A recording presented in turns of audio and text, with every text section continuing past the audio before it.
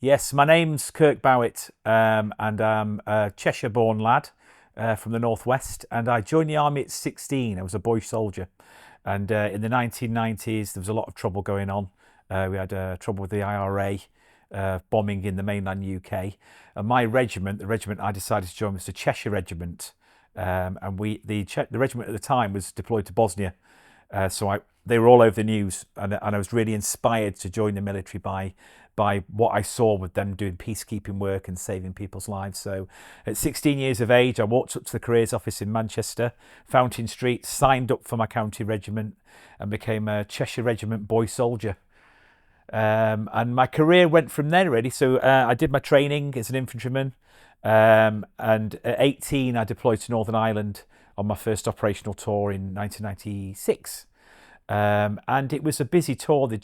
A ceasefire had just ended, and the IRA were back up to their old business again, planting IEDs and bombing town centres. That was their MO at the time. And deployed in the urban environment up to Londonderry, a very wet, rainy city with lots of people that really didn't like the UK military, and in rural regions like County Tyrone, where we'd be chasing the IRA and finding devices in culverts and roadsides, and just basically looking out for where you were on patrol and being hearts and minds for the local population. And during that period of time, there was a lot of rioting going on. They were stopping the marching seasons happening, and we were basically in a lot of public order roles, stopping the loyalists from marching. So I saw lots of bricks and bottles, lots of bombs, and actually on one specific occasion, the first death that I experienced was a RUC constable on Gavaki Road.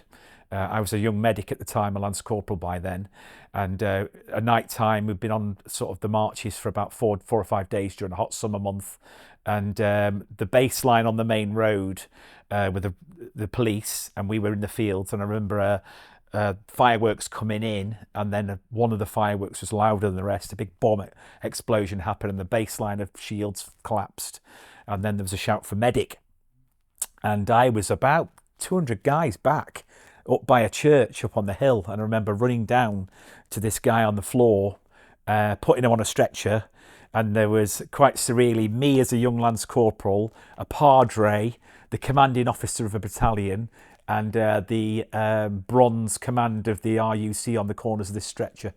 And unfortunately, the police officer died. He died of his injuries, and that was my first experience of real conflict, first fatality, and first serious bit of business of soldiering, which was going to become a theme of the rest of my career, really.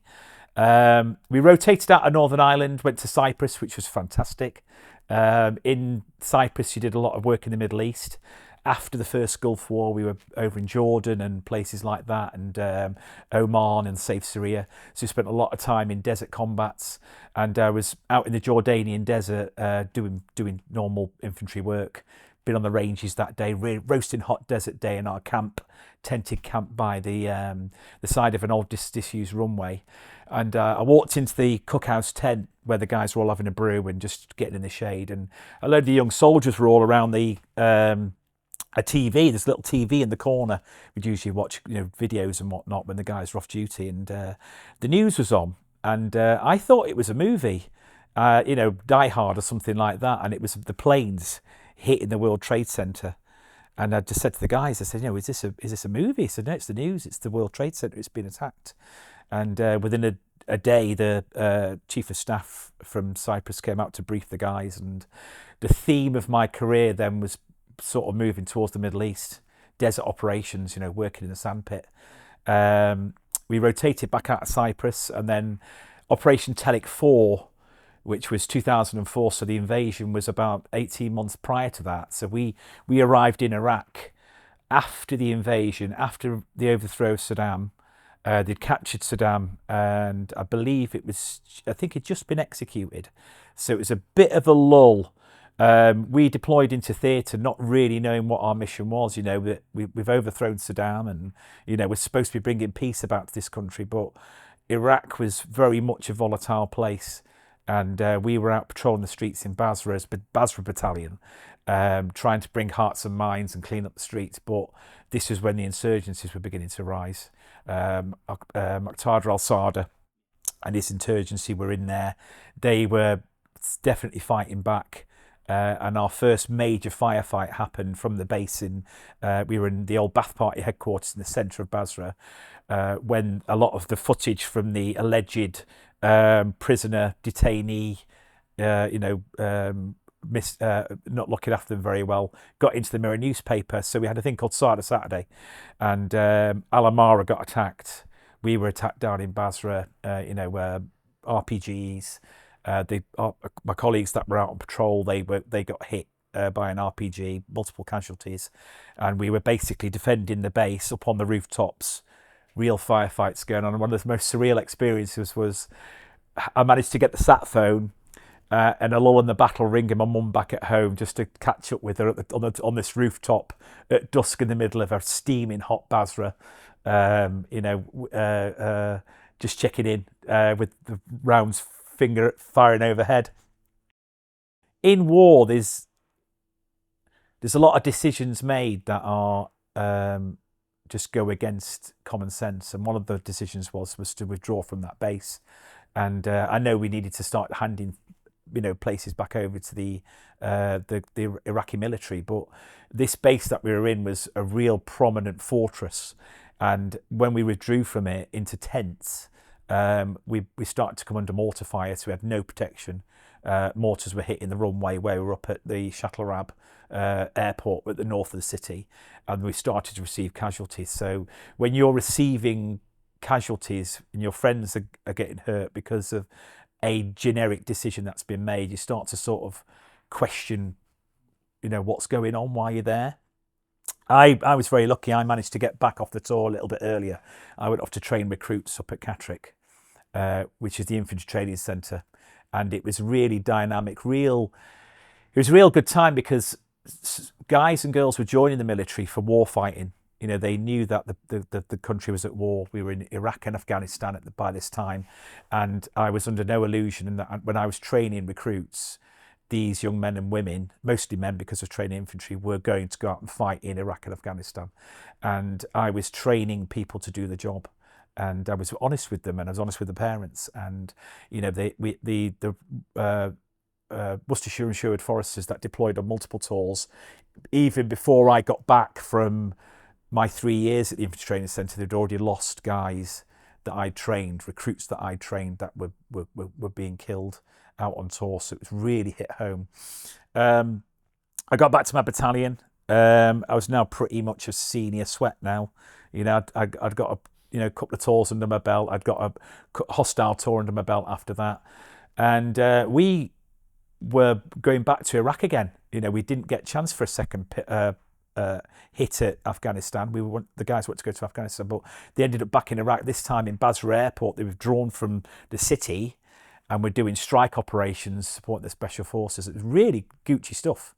It was pistols on the holster, going in at night time with night vision kit. SAS would go in and raid a building to catch a guy. We'd do the outer buildings, and you had the chance of maybe yourself catching one of these insurgents. Real sort of pinpointed strikes, because as a coalition forces, we realised that if we wanted to withdraw from the country, we need to hand the big cities back over to the Iraqi military and police, let them police their own country, yet we could go in and support them to strike, enemy forces. And it was a really dynamic tour. Didn't lose anybody, which was fantastic. A few firefights or whatnot, and a lot of arrests. But what I did realise during that period of time was that there was a lot of animosity towards the British forces and the American forces. We'd done a lot of damage in Iraq. Under Saddam, there was order, at least. And the Iraqi people had been through 10 years of chaos and turmoil. And just seeing the state of the country with T-walls and bombs and, thousands of people killed, IEDs going on, you saw a real scars of the country, and it really hit home with me when I left the country. That's at that time. Afghanistan came about, Herrick 11, and it was IED central. By the time the Mercians went to Afghanistan, they just had a big push into Sangin, sweeping through and gaining territory. But what happens with that is then you have to hold ground, and the ground holding time is the bit where the insurgents hit back. And I knew at that time we were going to lose a lot of guys. I knew there was the guys that I'd known for 17, 18 years. I knew their parents, knew their mums and dads. We're going to lose guys. And the powers that be knew that. The regiment went through an amalgamation process. We went from the Cheshires, Worcestershire Insured Foresters and Staffords, and we amalgamated to the Mercian Regiment. And it really threw the it threw the order into chaos. That we didn't know who was in charge, who was our leadership, how good were our commanders. In my previous regiment, we knew guys. They built up their reputation. We knew to follow them, and there was a very, what's the word, toxic environment. There was a toxic environment, and I decided then I was going to leave the army. We're losing guys. I'm going to leave the army then. And at 18 years, I called it a day and got out of the military. We lost 12 guys in Afghanistan, and 20 or 30 wounded. So one of the heaviest casualty rate of all units that are deployed. I think the Marines and the rifles beat the Mercians, and a lot of that was because we weren't allowed to soldier anymore. It was straight lines and ECM on your back and walk around like a figure 11 target. Now that to me was against everything in my training manual, and I, with a heavy heart, left. Got out to Civvy Street, and I tried to get work. An infantry guy that isn't. I only had GCSEs. I did security course. I did a bit of CP work in London. Did some security guarding, and with a young family, I really struggled to make ends meet. I couldn't pay the mortgage, and with a growing family and a one-bedroom flat in Suffolk, it wasn't the place I wanted to be. So I found myself back in the Middle East as a bodyguard. A lot of my friends had gone out and done the same thing. So within 18 months, I was down at Heathrow Airport, having signed a contract on a plane, flying out to Iraq, back to Baghdad, back to the sandpit, back to familiar ground, familiar territory. And in a way, I wanted to go and make a difference. I wanted to go out there and bring about peace and stability, bring about business, bring about trade. And the US military was leading the wind down period. It was the Office for Security Cooperation with our military counterparts, and we were basically guarding Army, Navy and Air Force troops, training Iraqis up, and we were basically their safety and security. So I was down in Qasr with a US Navy commander, and I was his bodyguard with my team whilst he trained the Iraqi counterparts. So it was very fascinating work. It was high profile. It was onto oil rigs, onto oil platforms in Black Hawk helicopters and armoured vehicles up into the country, all the kit and equipment you could get. And it was real. It was, I would say, the pinnacle of my career. It wasn't in the military that was the pinnacle of my career. It was after that, because I was a leader and I could make decision-making processes. And if something was going to happen to me, it was because I'd chosen to do it and not because I'd been told to do it.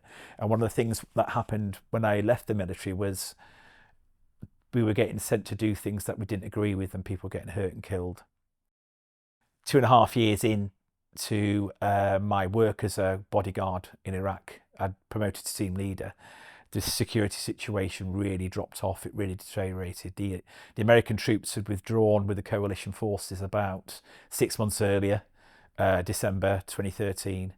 December 2012, and we were now into the spring of 2013, and Islamic State had started to rear their ugly head. Syria had fallen to pieces. Bashar al-Assad was fighting this Free Syrian Army, and the Iranians and Russians were now backing them, and you could see, Antonov planes flying over to go on arm Bashar al-Assad.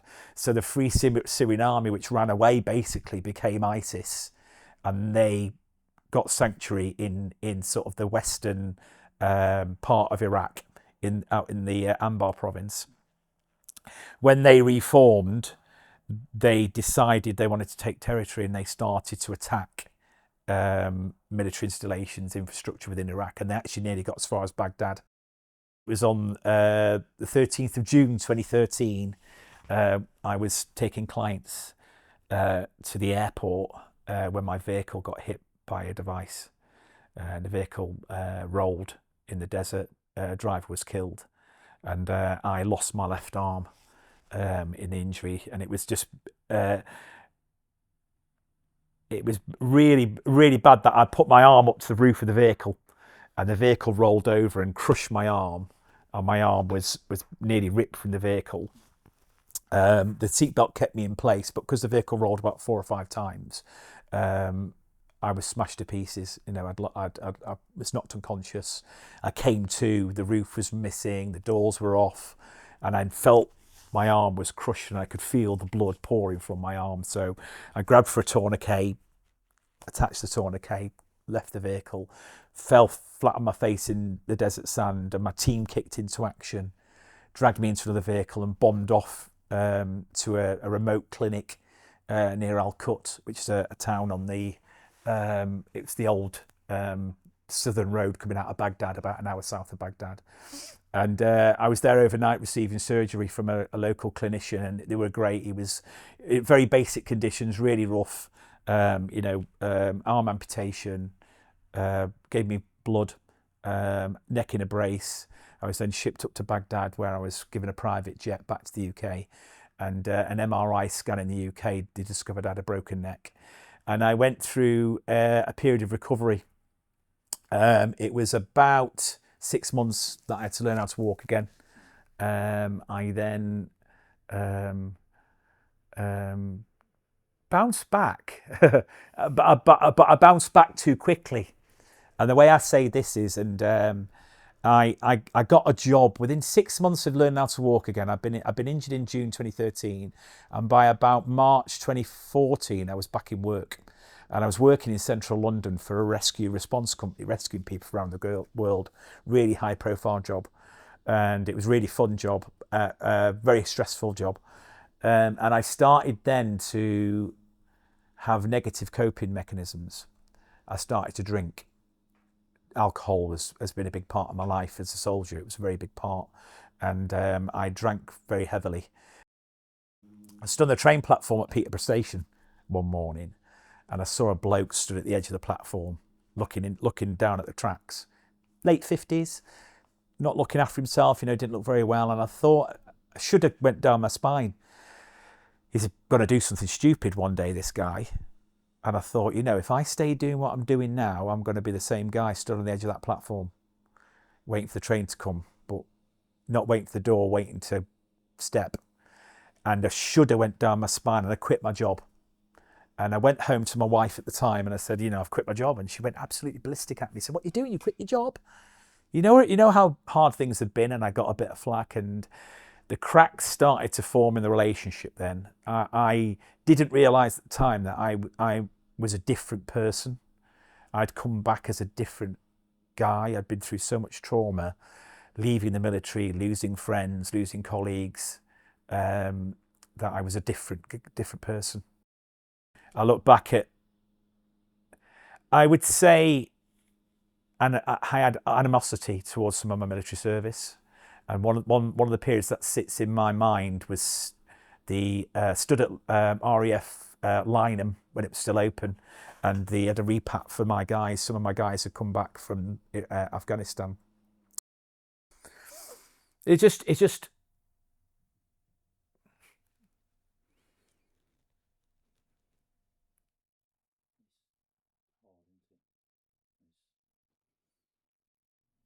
well, what I struggle with now I suffer with PTSD. I don't think you can ever be cured of it. Um, some of it's from the incident. Some of it's guilt from your service. Things that have been put in places you've been put into harm's way. And the ultimate one is the sacrifice. And it's the guys and girls that you've lost. And you think, what was it all for? What was it all about? And that's the big question. It's just Iraq and Afghanistan are over, and there's been no closure on that. There was no closure, but I'd probably say like Vietnam, for the Vietnam veterans, there was no closure. In fact, if anything, the world's a very dangerous place now when we've got a migration crisis going on. So if I look out in the streets and I look out generally in society, is it a safer place as a result? And I can't say it is. I can't say it is. Generally, can't say it is. And I went through a period of counselling through the Limbless Veterans, which I'm now very lucky to be a member of, and I have to keep revisiting it every now and again. Every now and again, when negative, I don't drink anymore, which is great, which helps with focus and clarity. I try and look after myself, try and keep myself healthy, but I've got lots of friends that don't, and I've got lots of friends that have died since service. They call it, if I go and fill your boots, actually, because there's got a thing on Fill Your Boots at the moment where Alfie's doing, they're doing the guys and girls that have died in the recent years, and a lot of them have fell prey to the demons. And I think to myself, what the hell's that? Because it's a flipping killer, and it's killing people. And I've lost this year 3 guys. 3 guys I've lost this year. 3 mates this year. You know what I mean? It's just nuts. Every other month there's another one, and it's the same thing. It's getting drunk, falling out with the wife or falling out with a partner, isolating themselves, and the next thing disappear. They're gone. And it's just, I've got them as. I had this when we lost the guys in Afghanistan. They were still friends on Facebook, still there on Facebook. And I'm like, oh, he's dead. Oh, he's dead. It's like, that's not life. What the hell? And now it's still happening. It's still going on. And we come to remembrance. And when I was a young soldier, my daughter wants to join the Air Force. And remembrance time, they're learning how to march, and they're all learning about the poppy and about history and about World War One. It's always about World War One. It's always about World War One, which I find now a little bit weird, I'll be honest with you, because there's a lot more pain has happened since World War One. I know it's a very concentrated period of time, but for some reason in the public eye or in the public's perception, when the BBC gets hold of remembrance, we all seem to go on about World War One. But there's a concentrated element of society that have ended up taking a lot of the brunt in more recent conflicts. In fact, even fewer people with more of a brunt. And if you look at the recent conflicts, a decade in combat, a decade of war fighting for a lot of guys and girls. There's these guys and girls there that have been to multiple tours on multiple fronts and are living with it on very concentrated periods of fighting. Yet it's unfashionable to champion them anymore. We're a peace-loving, peace-giving society, and it's inconvenient to have those people and talk about them anymore. We'll move on from that. We'll focus on World War One. We'll focus on that, but we won't focus on these people. But they're stood here in front of you, and next year they might not be here anymore. The type of person that was going to soldier, the type of person that was going to do these things, are a very unique selection of society. Very highly motivated, very proud, very, I would say, magnanimous people that don't want to be helped. They just want to be acknowledged. They want to have a future. They want to be looked after. They want to. It doesn't take much. I mean, if I look at the veterans world, the amount of money that the charities have made out of the veterans world, every single veteran in the last sort of 20 years could be millionaires. I don't get it. And do you know the problem that you're going to have? The problem that you're going to have no soldiers anymore. You'll have no soldiers. That's what you'll have. You'll have a government, and you'll have a population, and you'll have nobody willing to go into harm's way to keep the population safe. I mean, we go back to the start of the interview. I joined the army to stop the IRA from blowing our people up on our streets in the UK. My nana had just come back from the Arndale Centre in Manchester. Warrington bombing had just happened. I joined to stop the IRA doing their business in UK soil. Now, the general population, what would they want to join the military for? For a good career, to climb the greasy pole? They're not again, because the right people know that the government haven't got their back. Yeah. Because the people of our generation, my generation, are killing themselves, literally killing themselves, and nobody cares. They don't care.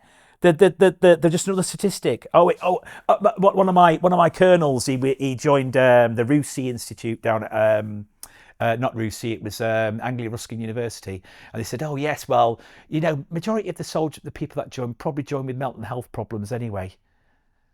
And I just thought, cracking. Of course they did. They were young men from broken homes and broken backgrounds. That's what the infantry get. But don't just write them off. I think we're in a very peculiar place. I don't think I remember a time in history where the UK population has been so detached from its military. We used to always have. I remember as a kid we used to have Soldier on telly, and it was always we always had we were very proud of our soldiers. We used to be really proud of them. I know we didn't have them on the streets very much because of the IRA. We had to sort of keep them, sort of hidden. Or you wouldn't be able to walk around doing freedom parades back in the day because there'd be an IED or a bomb or something. But now, since 9/11 and since the Iraq and Afghanistan conflicts, being a soldier is being in the military is very unfashionable. It's a very unfashionable job. And a lot of young kids at colleges and stuff, it's a very unfashionable career to go down. I train military people now, and their actual core job is almost secondary to what they do. It's just, oh yeah, I'm actually good on them, blooming good on them. But my concern is when the chips are down, how many of them will stack up? How many of them will actually, bring the goods to the party? Because I don't think we are employing the people that would do it anymore. They're in for other reasons, and it's a very, from a security perspective, for me, quite a concerning place to be. Yeah, let's Paul. Let's make it positive. So for regards to charities, I was very lucky. I was very lucky, and it sounds really weird. I was very lucky because I lost an arm. And what that did for me when I was laying in the hospital bed, the surgeon gave me the brochure for BLESMA, British Lunatic Servicemen's Association, said, join this charity. You are now going to be a member of BLESMA. And I joined up, sat at home, still supping soup through a straw in my wheelchair, filled out all the information. A rep from the charity came round and said, you're now a member of the charity. We can go away on trips. You've got colleagues that you can be amongst. These guys and girls have all been injured themselves. Most of them more. I mean, I'm just a scratch compared to most of them. Double leg amputees and whatnot, and they're all living amazing lives. Not all. A lot of them are living amazing lives. A vast majority are living amazing lives. They're doing things now after serious injury that they would have never considered to do beforehand, and they call that post-traumatic growth. So what it is, and with me, it's been, okay, I nearly died. I was lay face down in that desert in 2013 with my life passing through my fingers. What's the worst that could happen now? If I say yes to something, if that opportunity comes and that door opens, what's the worst that can happen? Well, it's not going to be as bad as that day in the desert when I slave-faced dirt in the sand. So that's quite empowering, because I come across a lot of people who live their lives and they've built their little empires. They've got their house, they've got the mortgage, they've got the job, and but they hate what they're doing. They hate their purpose, but they're too scared to go, I'm going to quit that job and go for that. I'm going to do it, because their dominoes might all fall down. And I say might because everyone's living in this constant fear of, if I don't earn this salary and doing that. But every day is a day you're not going to have. Every day that you live is a day that an opportunity that's not with it. There's a commodity that we've only got finite amount of, and that's time. We've only got so many days in our life, and that's been for me really empowering, because it's allowed me to make decisions and take opportunities that I wouldn't have considered before. I was previously a career man, chasing the promotion and keeping the structure and but then after injury, again, with my value structure, I completely changed. I became very, in good ways and bad ways. It's got peaks, good pros and cons. What have I done since recovering from my injuries? I've performed. I've been an actor. I've been on a play in London where we performed a load of wounded veterans. I've been on Britain's Got Talent in a choir. I performed in a play that went on tour to Toronto, Soldier On, which was with the Soldier Arts Academy. I've then been a facilities manager for the MOD. I've then been I then studied film with BFBS, so I went back to college. I then graduated from that and became a location manager for the Netflix, for the film industry, which is a great sort of 18 months to 2 years that I was working for them till COVID hit.